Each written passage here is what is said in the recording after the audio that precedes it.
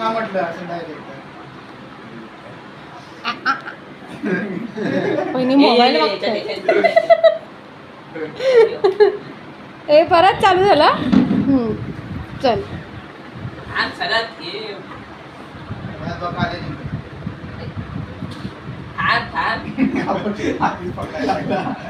पंकज पाय खाली ठेव.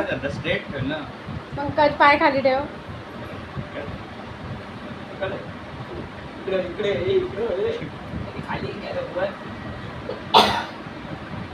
हे काय? अरे पण हे काय असतं?